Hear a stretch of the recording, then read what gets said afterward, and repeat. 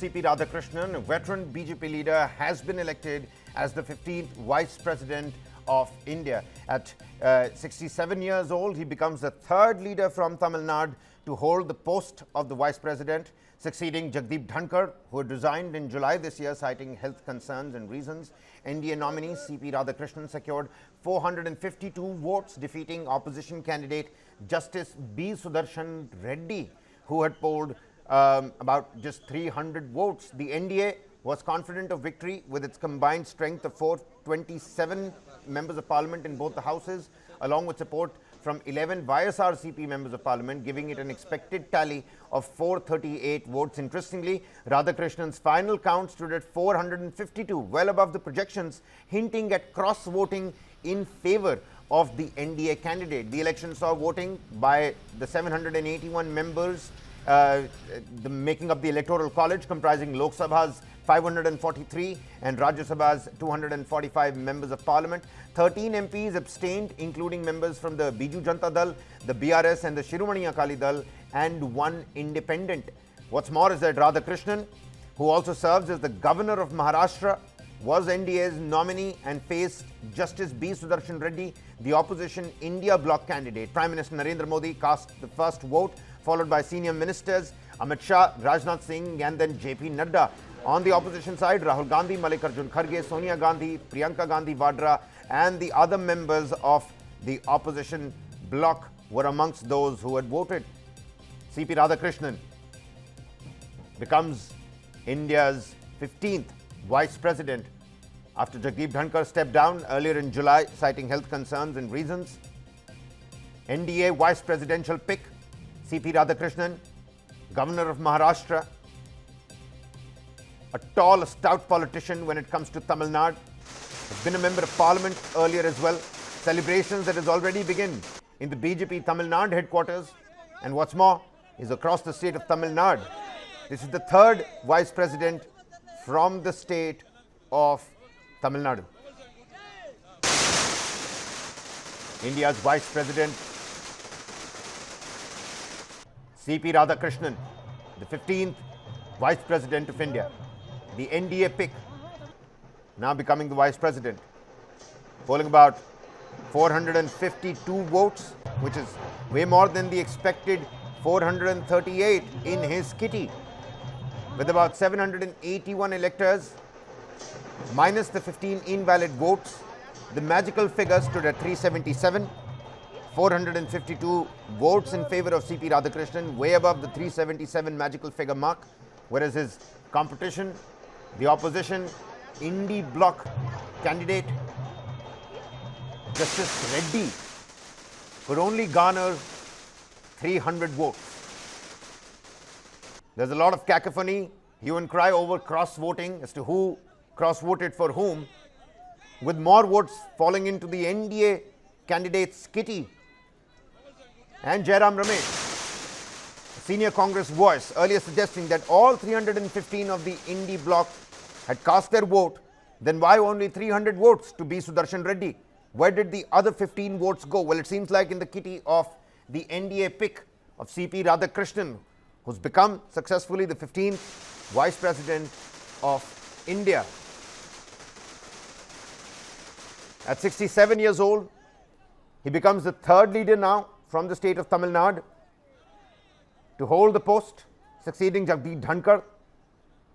Vice President Dhankhar had already resigned earlier in July, citing health reasons, after which the process of the election of the next Vice President got underway. CP Radhakrishnan, the 15th Vice President of India. Joining me here on the broadcast, News 9's input editor, Brijesh Pandey. Brijesh, help the viewers with the salient details, who's got what, who's cross-voted, any kind of clarity on that particular front, because the political war of words has already ensued. Jairam Ramesh had earlier said all 315 of the Indie bloc members have cast their vote, then why only 300 for Justice Reddy? And on the other hand, 438 was the expected amount in CP Radhakrishnan's kitty, but he's come up with a massive 452. Well, one thing is very clear. I think, the result was a foregone conclusion. There was no surprise as far as who is going to be the Vice President. I think there were only two issues which were very keenly watched. How many people were going to cross-vote, whether there's going to be a large number of cross votes which would embarrass one section vis-a-vis the other one, or the margin of victory. I think, as far as the cross voting is concerned, 438 was the maximum which NDA was thinking, 427 on their own, and 11 votes which have been cast in their favor by YSRCP. So their maximum number was 438, whereas the India Alliance bloc had 314 MPs. If all of them would have voted for their elected candidate, they would have gotten 315. But what has happened is that the NDA Alliance, CP Radhakrishnan, has got 352, thereby making it very clear that at least 14 people, at least 14 members of parliament have cross-voted in favor of CP Radhakrishnan, and that is the reason why, immediately once the result was out, we had, Amit Malviya and others tweeting in glee, saying that why can the Congress could not keep its flock together, and many were found, cross-voting in favor of the NDA candidate. This shows who is the more popular one, and also who stands to gain vis-a-vis this particular vice presidential candidate. I think, what is also going to be interesting is that who are those 15 member of parliaments whose votes were declared invalid per se. Kabir? You're absolutely right, and I think the jury is still out on that. We'll have to wait and find out, because the political war of words is not going to die down anytime soon. But Brijesh, if I could also ask you and understand at this point in time, do we have some sort of historical antecedent? Do we have any data that helps us understand how tight and close was this VP election fight? Well, if you want to go by the closest election, or the figures which was, which can be construed as very close, the previous margin was 2002 when Bhairav Singh Shekhawat won by 149 votes. Now, this time, this is the second closest, if you can use the term closest, the vice presidential election, where the margin is 3 votes more than what Bhairav Singh Shekhawat got. But, 150, 149 is a big margin. And we also have to keep this fact in mind, that this time, the BJP does not have an absolute majority on their own. There were many were thinking that that there could be, a section of vote going one side or other. But I think, the NDA has managed to sail through very comfortably. There's no last-minute surprises, no last-minute guesses. If you look at barring the taunting tweets on the social media platform, the fact of the matter is that the India Alliance has also managed to do pretty well, that they were able to get 300 votes on their side out of the 314, 15 member of parliaments which were supposed to vote for ND bloc. But yes, embarrassment, because 14 of ND bloc MPs have cross-voted, given the final figures which have come out. 438 was the logical number for the NDA. They have gotten 452, which is a clear indicator that 14 people have cross-voted. 15 people, their vote have been declared invalid, and 13 member of parliament abstained from it. Kabir? Well, Jairam Ramesh, he's still clinging on to his arsenal.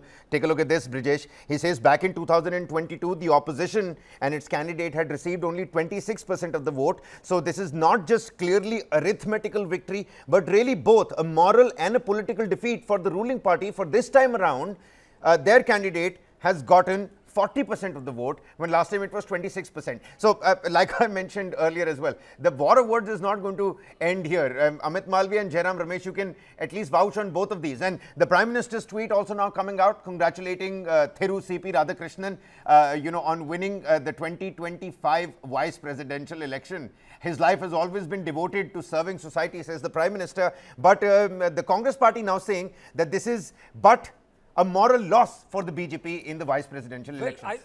Well, Kabir, what happens is that usually when you're not victorious, you always have the moral victory to cling to. And I think the Congress is doing exactly the same. I mean, irrespective of how many voted and what is the percentage of vote as far as the last vice presidential election was, the fact of the matter is that the BJP or the NDA alliance was able to sail smoothly, and they even got 14 votes more than what they were supposed to go. So I think, it is usual, no political party would want to claim that, oh, we are defeated and we have been defeated roundly. I think the BJP-led NDA alliance candidate, Mr. CP Radhakrishnan, who is the new vice president, he sailed through smoothly. 14 Indy bloc member of parliaments, they voted for him. So I think it's a smooth sail. The Congress will definitely want to claim moral victory as far as increase in percentage was, but this is just pure play arithmetic, just to save your face and nothing more than that.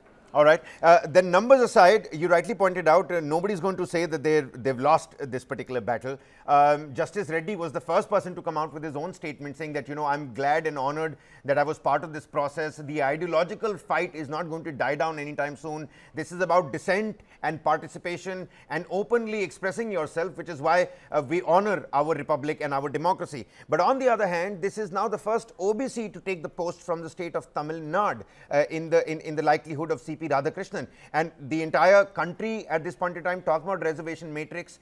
Take a look at what's happening in Maharashtra, Bihar elections right around the corner. First OBC getting the post.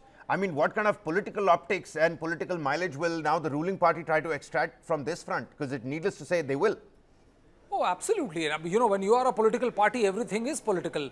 And, anybody who claims otherwise is basically lying through his teeth. The fact of the matter is that, when the Congress was, if you remember, during the UP election, they were talking about, consolidation of OBC votes. And they were saying that, that Congress is going to provide leadership. The BJP was quick to retaliate by saying that, can you honor that OBC more than what the BJP has honored by making an OBC the Prime Minister of this country, one of the most powerful politicians after Indira Gandhi and Pandit Jawaharlal Nehru. So, these kind of optics do help you build a narrative as far as your caste calculation is concerned, as far as you reach out to a particular community is concerned, and as far as, also to make inroads into a state which you have been so assiduously trying to gain entry to. I'm not saying that, and it's, it's also a very fanciful imagination that if you make somebody from Tamil Nadu, then you will be able to breach the frontier. But the fact of the matter is that it does indeed help you build a narrative. It helps you build a narrative, and that is precisely what the BJP is doing. They are going to take this to the town, especially to Tamil Nadu, where they are, they're trying their level best to make sure that they are able to create a dent as far as 2026 assembly election is concerned. British, I must ask you this. I think the narrative has been built, at least from the Congress party side. Now, Manikam Tagore has taken to social media, bringing up again the 40% jibe, saying Justice Sudershan Reddy Garu secured 300 votes, that 40% in VP elections. We in the India Alliance will continue to stand united for India. That's the flag. Non-NDA parties like Jagan, BJD and BRS got fully exposed, choosing expediency over ideology. But that 40% narrative, I think that's going to be the spokesperson talking to various media houses tomorrow. Well, I think, what the opposition is doing is, and they have an element of truth there also, that, the fact of the matter is that many believe that there will be a bigger disintegration as far as NDA alliance is concerned. Many might, more than 14 might end up cross-voting in favor of the NDA. So now if you look at the entire arithmetic, there are only 15 cross-voted in favor of the NDA, and they were able to make sure that, 300 plus member of parliament, 300 member of parliament were intact and voted in favor of the NDA alliance. So yes, in one way, when you're looking at your losses and when you're trying to analyze, how big your loss is, then this does come in handy. But the fact of the matter is, Kabir, that, a victory is a victory, a defeat is a defeat. You do analyze it, you do try to come to a situation where your analysis helps you to make sure that you are able to spin a narrative which is morale boosting for your cadres, for your people of your political party, whichever party you belong to. But the fact of the matter is that CP Radhakrishnan is the new vice president. He got 14 more votes than what was the numbers which NDA had as far as both houses of parliament is concerned. And the rest is all you can try to conjure up or build any narrative which you want to by clinging to the whether you got 40% or 50%. The fact of the matter is that the new vice president is an NDA candidate. Kabir? So we've got the 15th vice president of India. British, many thanks for joining us here on the broadcast.